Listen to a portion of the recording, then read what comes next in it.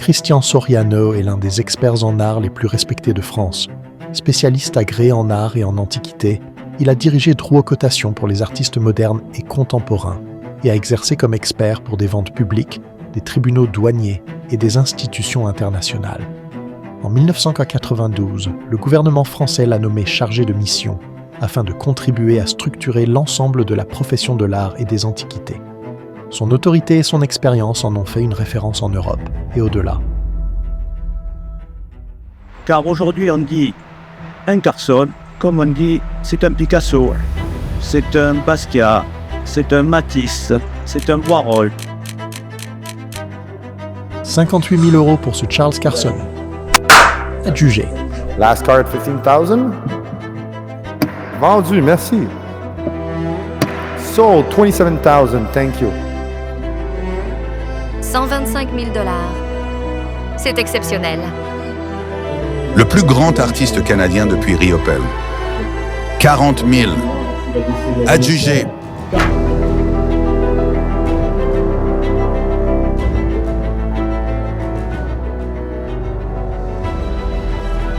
En somme, c'est une nouvelle manière de peindre, une forme d'écriture picturale, unique par sa sublimité, un territoire entre deux mondes en mouvement perpétuel.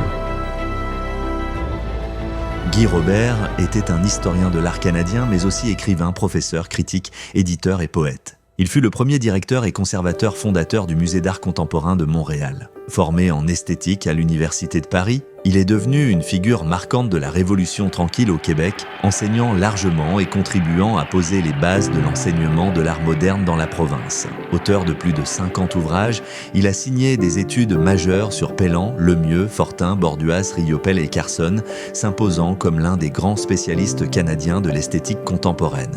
Son travail a durablement influencé le paysage culturel par ses expositions, ses projets éditoriaux et des publications devenues des références pour plusieurs générations d'artistes et de chercheurs. En 1993, il a consacré à Charles Carson une analyse approfondie proposant l'une des premières descriptions savantes du carsonisme. Dans cette étude, Robert écrit « Carson donne à la peinture une profondeur singulière, bien plus fascinante que la maîtrise la plus habile des systèmes de perspective les plus savants, et la découverte d'une telle œuvre ne peut qu'éveiller les frissons et les parfums d'un printemps longtemps attendu. » Il y a plus de 20 ans, l'artiste peintre Charles Carson me présentait quelques-uns de ses nouveaux tableaux afin d'avoir mon opinion. Cette fois-là, j'ai vu d'excellents tableaux, d'une nouvelle facture, d'une écriture personnelle vraiment digne d'attention. Par la suite, j'ai observé avec grand plaisir un ensemble important des œuvres de l'artiste. En fait, je suis vraiment surpris et spontanément, je lui ai dit qu'il était prêt, qu'il pouvait se lancer dans le marché de l'art. J'ai d'ailleurs écrit, en 1990, une analyse exhaustive de son travail pictural. Louis Bruens a marqué le monde des arts au Québec. Historien de l'art, auteur, conférencier et photographe, son influence s'est étendue sur des décennies. Immigré de Belgique dans les années 1950, il est devenu une voix incontournable de l'art québécois à travers ses livres, ses expositions et son travail à Radio-Canada. Il a signé 15 ouvrages de référence et réalisé un long métrage, contribuant à façonner l'identité culturelle de la province. En 2005, il a cofondé l'Académie internationale des beaux-arts du Québec, qu'il a dirigée jusqu'à la fin de sa vie. En reconnaissance de son engagement exceptionnel envers les arts, il a reçu en 2009 la médaille de l'Assemblée nationale du Québec. Son héritage demeure celui d'un ardent défenseur des artistes et de la création. Lors des galas annuels de l'Académie, tenus au Musée des Beaux-Arts de Montréal, Charles Carson a reçu plusieurs de ses plus hautes distinctions. Mesdames, Messieurs, l'artiste de l'année Académia 2009, Charles Carson. Le prix ambassadeur international en 2007, artiste de l'année en 2009, puis le titre de grand maître en beaux-arts en 2013.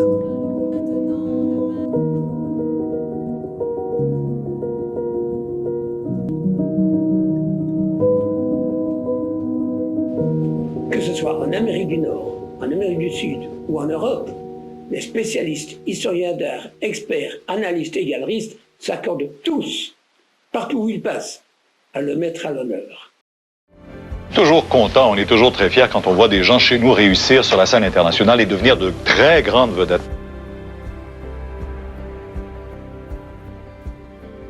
côtoyer de son vivant un artiste dont on sait pertinemment que son œuvre participera à forger notre évolution et notre humanité est quelque chose d'extrêmement agréable.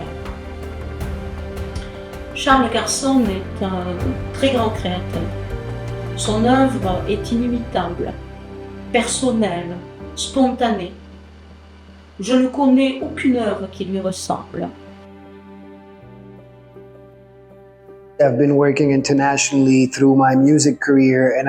J'ai travaillé à l'international à travers ma carrière musicale et je pense qu'il y a une leçon qu'on devrait tous garder en tête.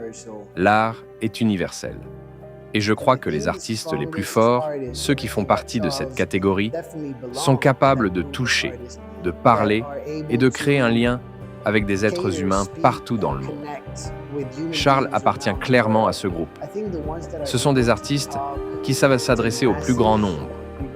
Peu importe le prix, peu importe que les gens aient les moyens ou non d'acquérir une œuvre, ils ont quand même la possibilité de s'y reconnaître et de s'y connecter, si l'œuvre est véritablement universelle.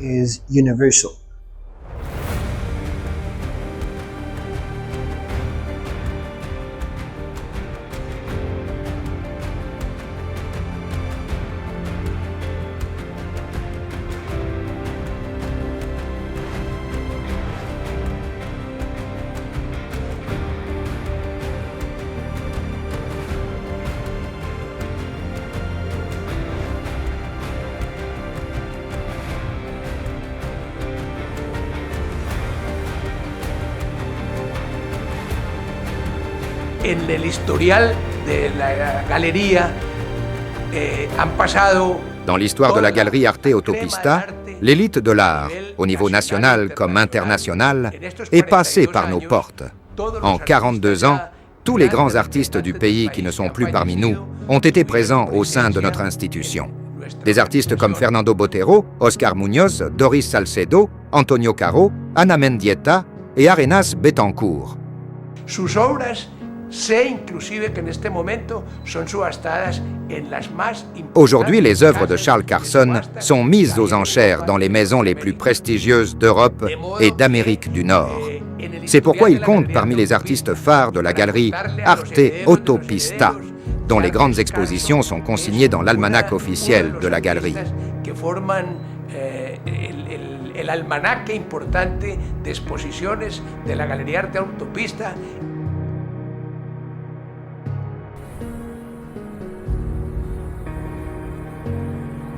C'est un grand coloriste, un artiste qui se démarque par sa facture de travail qui lui est propre.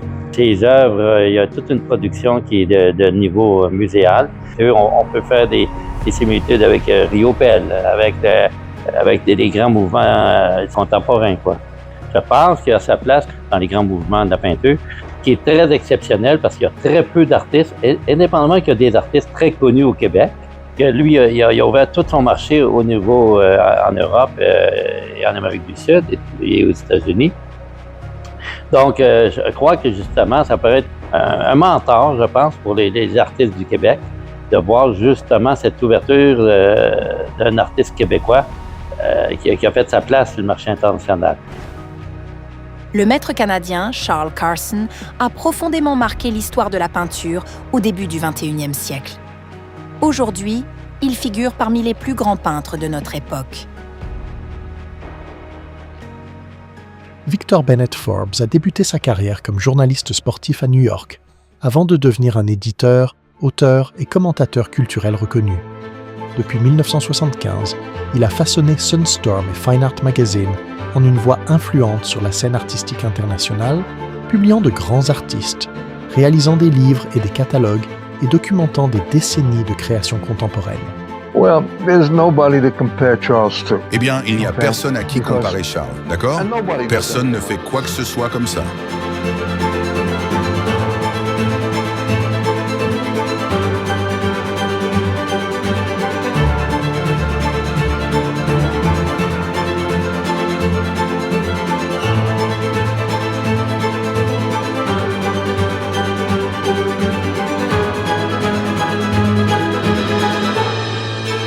Well, how else are you going to describe it?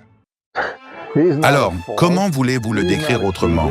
Il n'est pas fauve, il n'est pas cubiste, il n'est pas expressionniste abstrait, ce n'est pas un Jackson Pollock, il n'est pas non plus un artiste pop.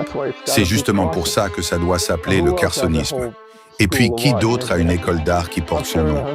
Je suis certain que dans 100 ans, il y aura des écoles d'art. Et on dira, lui, c'était un carsoniste.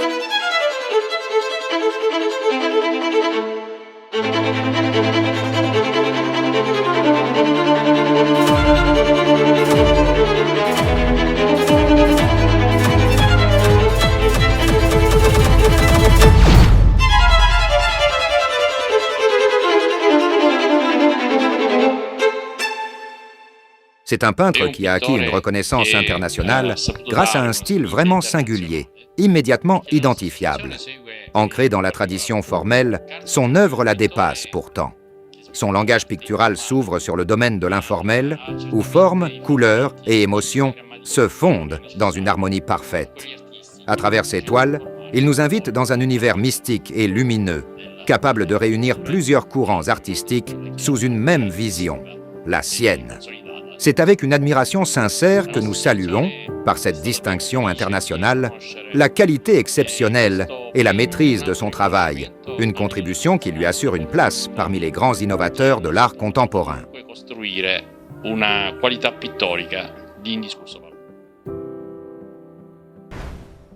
Charles Carson pose les fondations d'un nouvel ordre esthétique, un phénomène artistique révolutionnaire qui redécouvre l'âme de la nature. Un nouveau chapitre de l'histoire de l'art moderne est en train de s'écrire.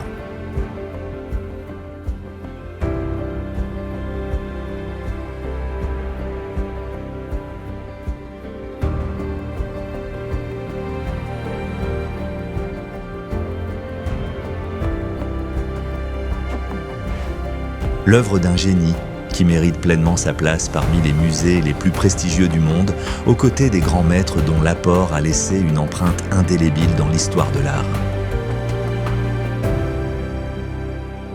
Champlain Charret est un radiologiste québécois, restaurateur et un collectionneur reconnu d'art et de vin.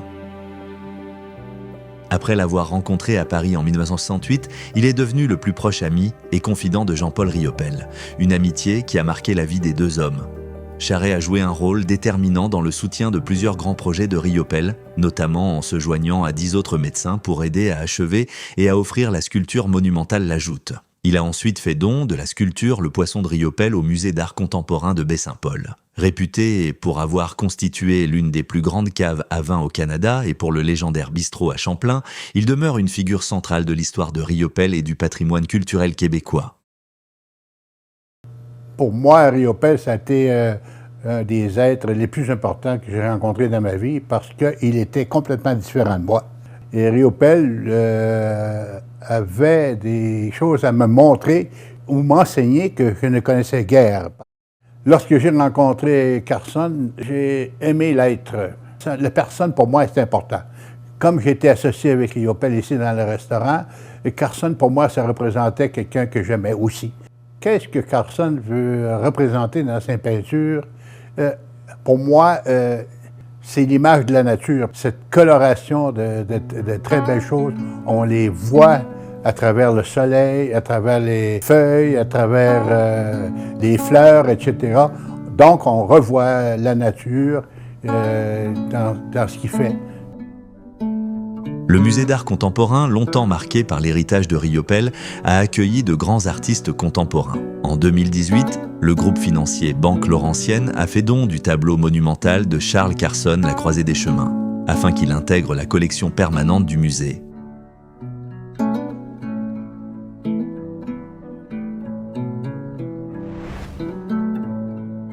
Découvrir l'œuvre de Carson, c'est plonger dans l'abstraction, une explosion chromatique qui apporte joie, vitalité et élève l'âme.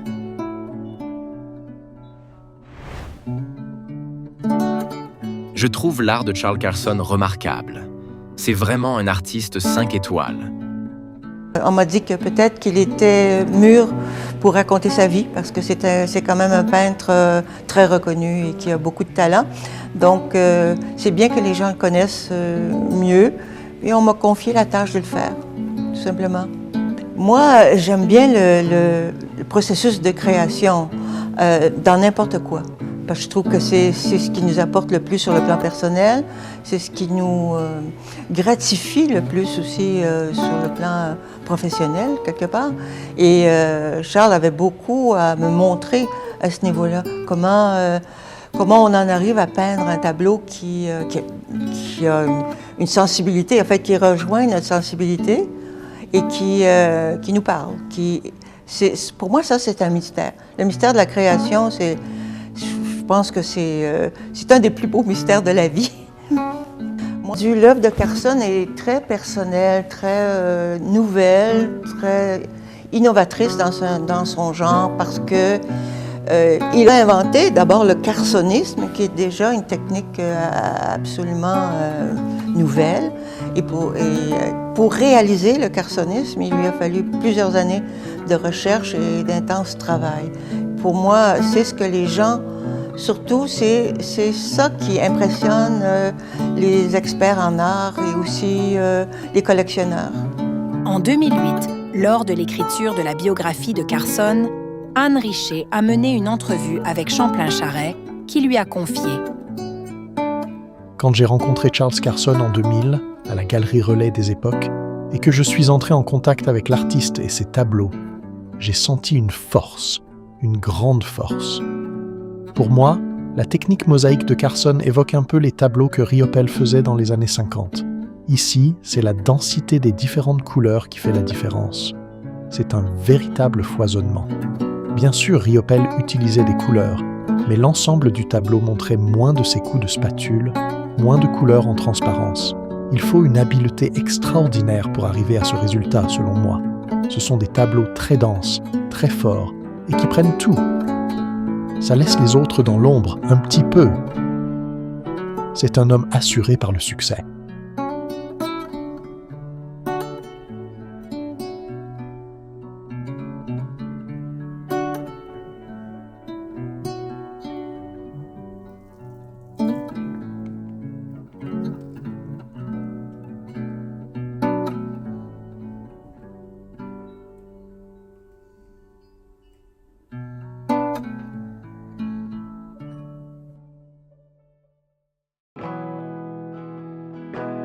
Pour Carson, l'art n'est pas une théorie.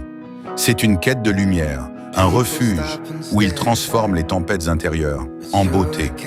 En 2023, Carson a traversé l'une des épreuves les plus dures qu'un être humain puisse connaître, la perte de son fils. Stéphane était un aventurier dans l'âme, reflet de l'esprit indomptable de son père. Dès l'âge de 16 ans, Charles a parcouru le monde, porté par les océans, les vents, les horizons immenses.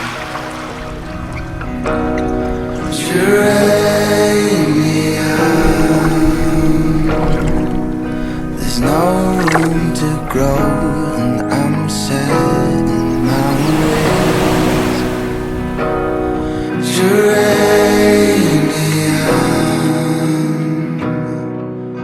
Stéphane a grandi dans ce rythme, suivant son père en Guadeloupe, en Amérique du Sud, en Europe, en Asie, aux Philippines. Pas à pas, vague après vague. Avec le temps, il est devenu plus qu'un fils. Il est devenu un compagnon, un bras droit, un jeune homme lumineux et passionné qui embrassait la vie avec intensité. Lecteur passionné de Jules Verne, il est devenu marin à 28 ans, traversant les océans en solitaire à bord de son voilier Joshua, le sextant à la main, sans moteur, guidé seulement par le vent.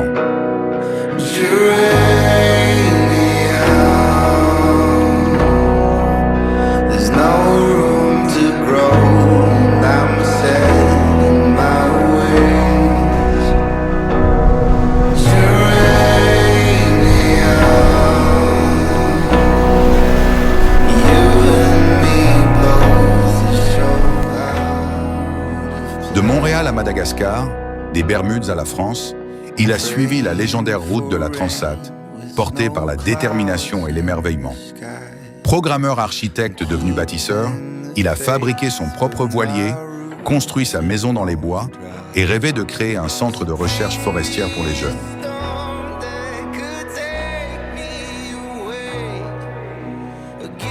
Il a survécu aux tempêtes, aux ouragans et à la force brute de la mer, tout en découvrant la beauté la plus profonde. Aux yeux de son père, Stéphane incarnait le courage, l'ingéniosité et la liberté.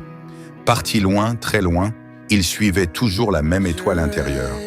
Ceux qui ont suivi ses voyages en ligne ont été touchés par son audace, sa créativité et son amour farouche de la vie. Il a laissé une trace dans tant de cœurs, rappelant que la liberté existe encore.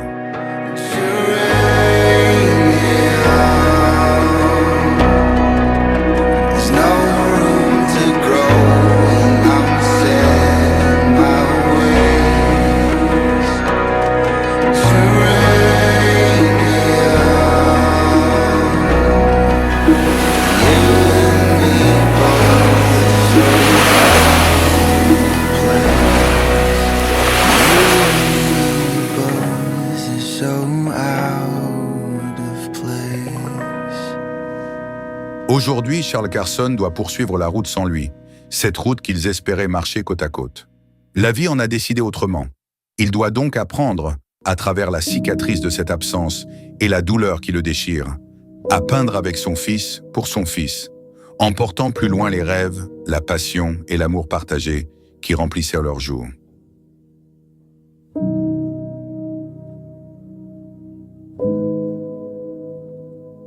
Et pourtant, Carson a fait ce qu'il a toujours fait. Il a peint. Chaque toile est devenue un lieu de résistance, de mémoire, un espace pour respirer. Son œuvre s'est faite plus contemplative, plus tendre, traversée par une lumière plus calme, mais plus profonde. Homme sensible et discret, Carson n'a jamais cherché les projecteurs. Il a choisi de ne pas apparaître directement dans ce documentaire, non par distance, mais par fidélité à ce qu'il est. Il préfère laisser ses tableaux parler pour lui. Ils sont sa voix. Il porte ses voyages, ses passions, ses colères, ses émerveillements et ses silences. Aujourd'hui, ses œuvres parcourent le monde. Son style est étudié, enseigné, imité. Mais pour Carson, rien de tout cela n'est la vraie mesure du succès. Ce qui compte, c'est la lumière. Cette lumière qu'il poursuit depuis toujours et qu'il continue de nous offrir, toile après toile.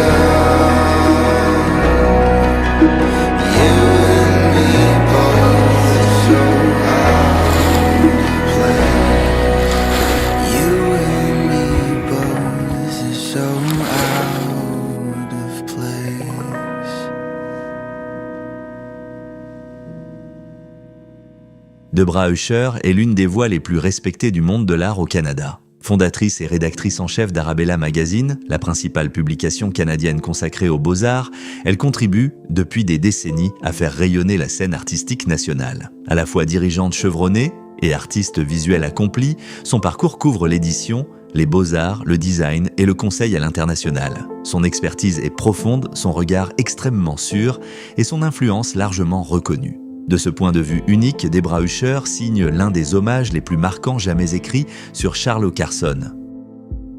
Découvrir Charles Carson, c'est redécouvrir la nature. Et pour la plupart d'entre nous, c'est un coup de foudre. Son art a quelque chose d'organique et de spirituel. Et il nous apparaît souvent comme une révélation, dès qu'on devient plus réceptif à son message. Animé d'une dévotion totale pour la peinture originale, Carson a forgé un langage pictural unique. Comme spectateur, il ne nous reste qu'à le suivre. Ses coups de pinceau sur la toile ressemblent aux notes qui s'envolent dans les plus beaux solos de saxophone. L'histoire décidera de sa place. Mais de son vivant, Carson offre un salut éclatant au mystère incomparable et à l'unicité de la vie, dont ses toiles portent le reflet. Denise Di Candido était une figure respectée du milieu de l'art au Québec, reconnue comme galeriste et organisatrice culturelle à Montréal. Par sa galerie du Vieux-Montréal et sa présidence du Salon des galeries d'art du Québec, elle a contribué à faire rayonner des artistes contemporains canadiens et à renforcer le réseau des galeries. On saluait aussi son regard sûr et son appui à Charles Carson, dont elle parlait avec une conviction rare. Carson présente des œuvres puissantes et lumineuses. Sa couleur est à la fois vibrante et maîtrisée, construite en couches avec une harmonie rare et beaucoup de subtilité. Ses toiles attirent le regard et éveillent une véritable curiosité. Il est, sans l'ombre d'un doute, un maître dans son domaine. Un langage pictural authentique est né à même la surface, donnant naissance à ce que l'on appelle aujourd'hui le carsonisme. En 2014, Courbevoie, aux portes de Paris, a accueilli une exposition consacrée au peintre canadien Charles Carson. Invité par le maire de la ville, Jacques Kosowski, Carson a été salué dans une déclaration publique. Comme Montréal, New York, Bogota et Milan, Courbevoie a l'occasion de célébrer le génie d'un peintre considéré comme l'un des plus grands artistes de notre époque. Quand on regarde l'histoire de la peinture contemporaine, on voit qu'elle a toujours balancé entre le geste et l'idée, entre le cœur et la tête. Dans les années 50, c'était le triomphe du geste. On a eu Rothko, on a eu Klein, on a eu de Kooning, des artistes qui peignaient comme on respire, avec urgence, avec émotion. La peinture, à ce moment-là, c'était en quelque sorte une explosion d'instinct. Et puis, dans les années 60-70, tout a basculé. On est tombé dans le concept, dans la réflexion. C'était Warhol, Lichtenstein, le pop art, les minimalistes. On cherchait plus à susciter une émotion véritablement, mais à montrer une idée, à exprimer un point de vue. C'était une époque brillante, c'est sûr, mais souvent un peu froide, un peu cérébrale. Dans les années 80-90, on a vu un retour du pictural, un retour du sensuel, avec des artistes comme Basquiat, Hockney ou Schnabel. Mais avec le temps, tout ça, ça a glissé vers autre chose, vers un art plus ironique, plus cynique, parfois même complètement absurde. Aujourd'hui, on voit des œuvres comme une banane scotchée sur un mur, un plug anal géant en plein Paris, et je comprends que beaucoup de gens sont devenus un peu cyniques face à ça. Et puis c'est là que Carson arrive. Il rejette rien, il réconcilie. Il prend la liberté de l'abstraction, la force du geste, et il redonne à la couleur, à la lumière, à la matière, une humanité qu'on avait un peu perdue. On trouve ça beau même si on comprend pas totalement pourquoi. Et je dirais, c'est ça la marque des grands génies. C'est comme un plat d'un grand chef qu'on savoure, sans savoir exactement quelle épice il a utilisée, ou comme une grande musique qui nous émeut, avant même qu'on ait compris la mélodie.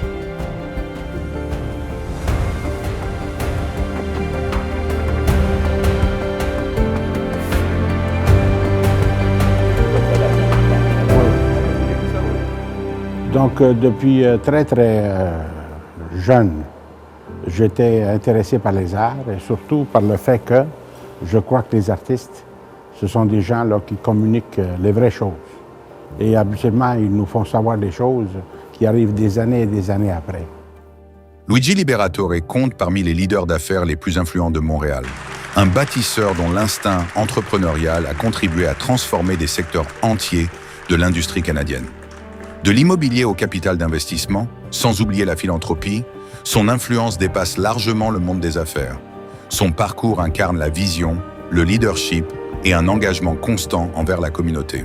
Et j'ai toujours essayé d'encourager les artistes. Et moi, je crois que chaque individu, chaque homme d'affaires, chaque personne là, qui a la possibilité de le faire, devrait soutenir et aider les artistes. Pour moi, l'art, c'est une façon d'exprimer le fait que je l'apprécie et je l'aime. Et encore une fois, je viens à dire que pour moi, ça a été très important de pouvoir toucher, voir et partager avec l'artiste ses créations. Et c'est là que j'ai découvert non ça des des pièces artistiques de grand intérêt, mais j'ai découvert aussi la personne qui a beaucoup de talent, qui est très attachante et avec qui on peut discuter de n'importe quel sujet.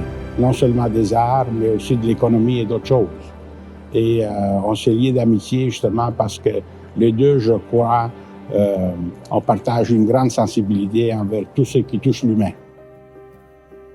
L'art, si vous êtes sensible à ce qu'elle essaie de vous dire et vous y intéressez, vous la comprenez, ça rend votre vie pas mal plus intéressante.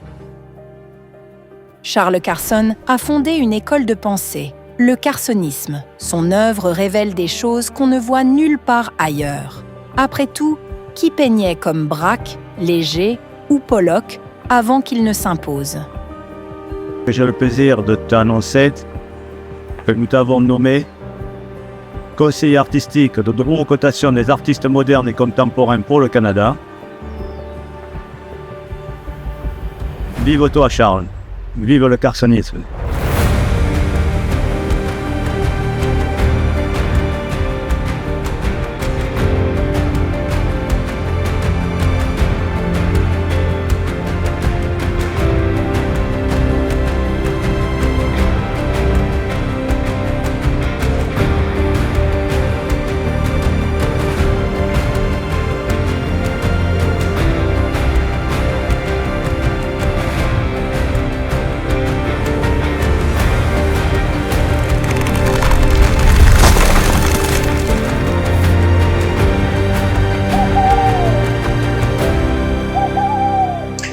I think that Charles' artwork resonate with me, not only with me, but I think with a... Je pense que l'œuvre de Charles me touche énormément, et pas seulement moi. Elle résonne aussi avec une nouvelle génération qui est en train d'émerger dans le monde de l'art aujourd'hui, autant sur le plan créatif que sur le plan des affaires. Ce que je trouve vraiment remarquable chez Charles, c'est sa capacité à rejoindre des collectionneurs de 50, 60, 70 ans, tout en parlant en même temps aux 25, 30, 35 ans qui arrivent dans le milieu. Des nouveaux collectionneurs, des gens qui en sont à leurs premières rencontres avec l'art, à leurs premiers pas dans cet univers. Je crois que ça vient beaucoup de la couleur et de quelque chose de profondément joyeux dans son travail. Charles réussit une harmonie rare entre la technique et la palette. Un peu comme certains grands artistes, comme Pollock, ont su toucher un public plus jeune. Il y a une énergie qui dépasse les codes. Chez Charles, le message est direct et puissant. Ce n'est pas une peinture distante, ça te parle. Et ça fait que, même à 25 ou 30 ans, on peut comprendre et ressentir son œuvre assez vite. Ce qui n'est pas toujours le cas avec certains artistes des générations précédentes, parfois plus difficile d'accès pour un public plus jeune.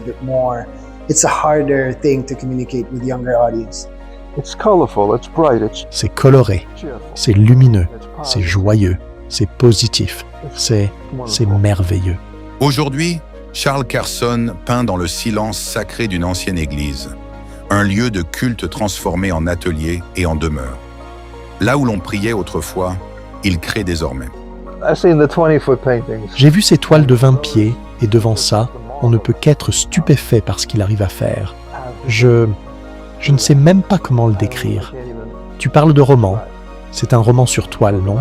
Ça dit énormément, sans un mot.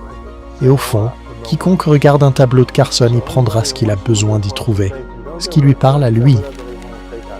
Certaines œuvres sont très explicites.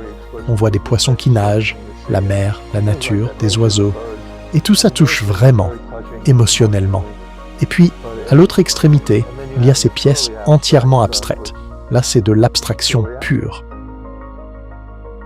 Son genre de peinture, ce mouvement, devrais-je dire, cette façon de faire, a fait école. C'est une peinture lumineuse, une peinture d'une grande sonorité, une peinture remarquable qui nous éclaire.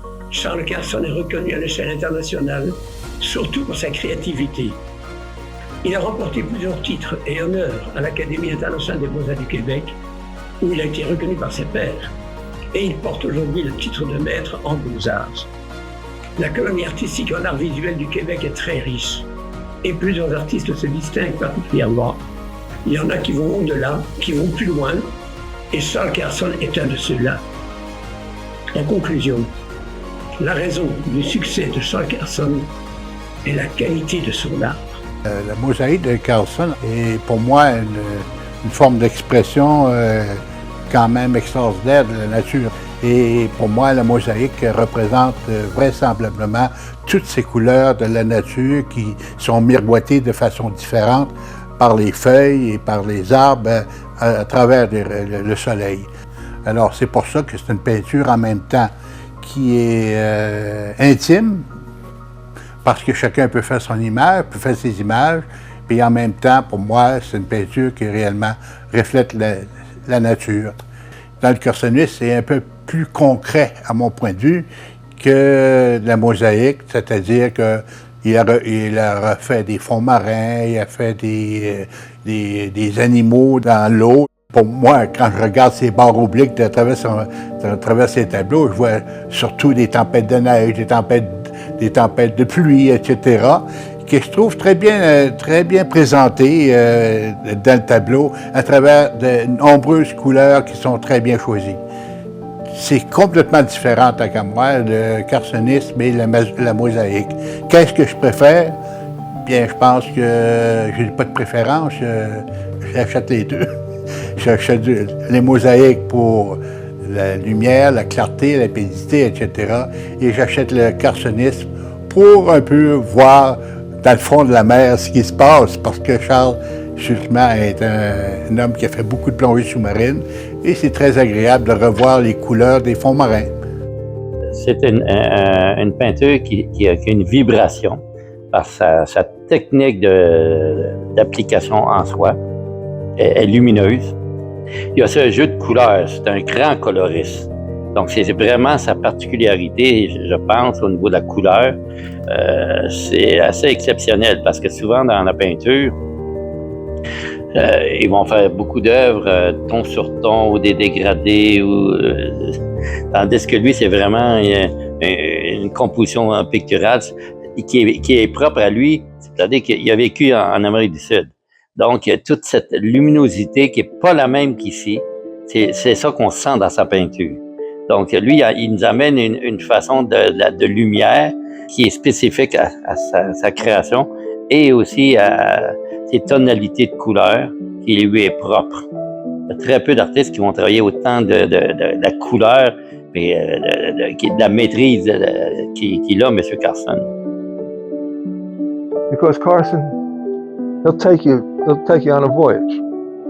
He will, if you let him. Parce que Carson, il vous emmène en voyage, vraiment, si vous le laissez faire. C'est un homme bon, profondément bienveillant. Il est sérieux.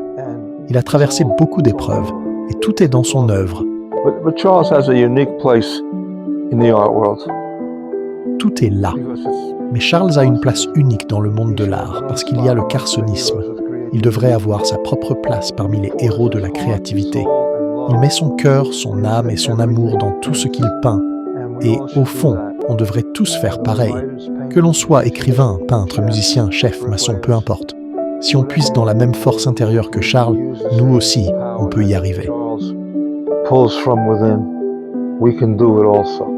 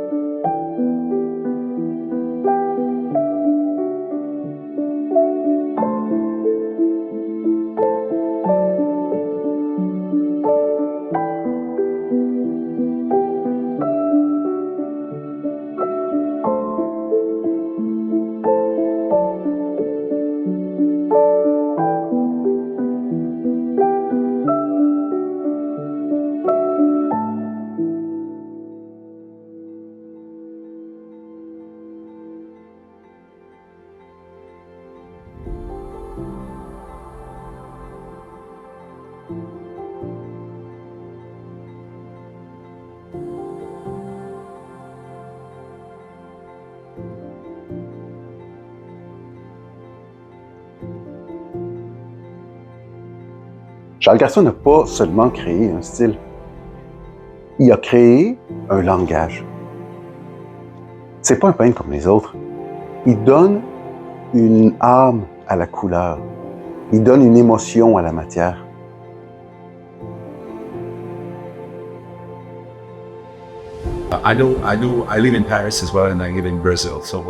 Je vis entre Paris et le Brésil. Et quand je suis à Paris, j'ai l'occasion de voir son lieu de travail, mais aussi des expositions reconnues où ses œuvres sont présentées. Même en Italie, où je suis retourné en novembre dernier, j'ai pu voir certaines de ses pièces là-bas. Je suis vraiment impressionné, parce que le Canada peut être fier d'avoir un artiste capable de représenter son pays de cette manière.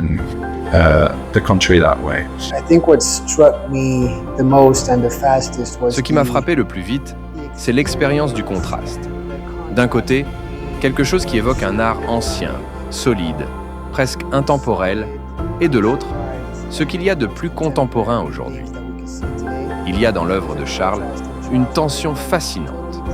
On pourrait facilement l'imaginer au cœur des années 60 ou 70, et en même temps, on a l'impression que la toile a été peinte il y a 2 semaines, comme si elle venait d'arriver. Quand on regarde son travail, on sent qu'il est un grand maître en beaux-arts, sans aucun doute. Mais au même moment, il y a quelque chose d'immédiat, de vivant, de résolument actuel. C'est précisément ce contraste entre ces 2 visions qui m'a intrigué et qui m'a donné envie d'aller plus loin dans son univers. Well, be ready. Préparez-vous à tout quand vous verrez ces tableaux.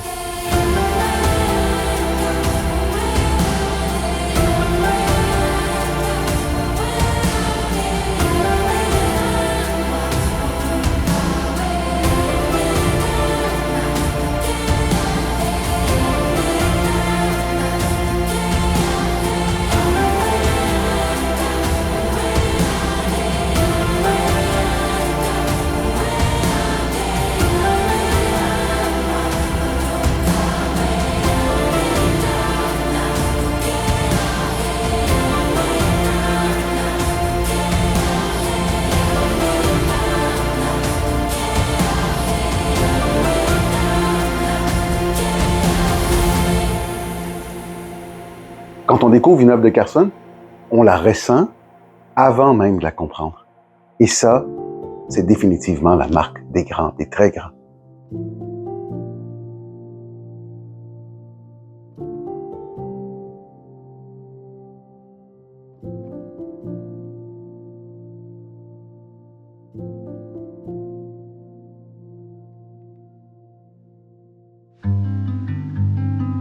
Alors que nous terminions ce documentaire, un message est arrivé. Il venait d'un des amis de Stéphane. Il nous a dit que Stéphane l'inspire encore chaque jour. Il nous a raconté qu'il avait encadré l'immatriculation du bateau de Stéphane, un document que la plupart des gens auraient oublié au fond d'un tiroir.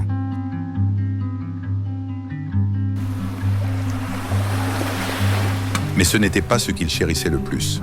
Ce qui comptait vraiment, c'était quelque chose de tout petit, un crayon usé. Le crayon que Stéphane utilisait des années plus tôt pendant la construction de son bateau. Si ordinaire et pourtant inestimable. Parce qu'il contenait tout, l'engagement, la mémoire, la preuve du temps et des efforts. Une vie qui laisse sa trace. Let me go on without you. Let me go on without you. Let me go on without you. Let me go on.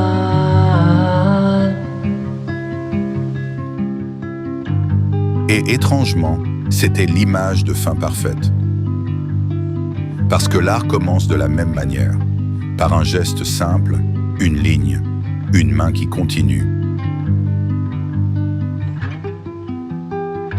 Et parfois, sans l'avoir voulu, ce geste change la vie de quelqu'un d'autre. But now it's gone.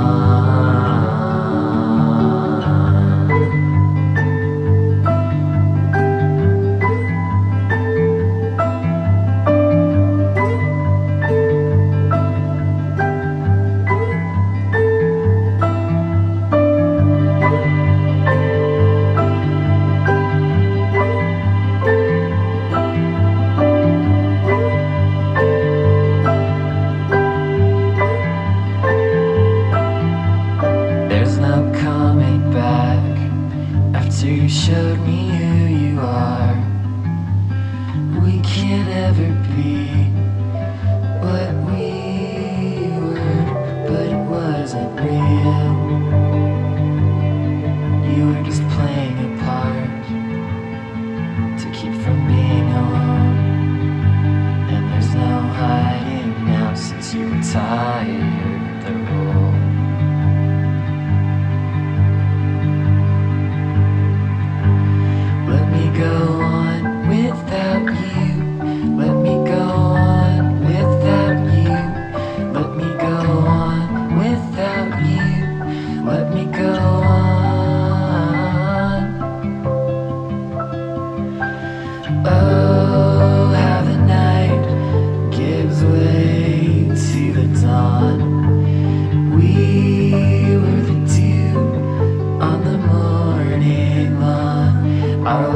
was beautiful, but now it's gone.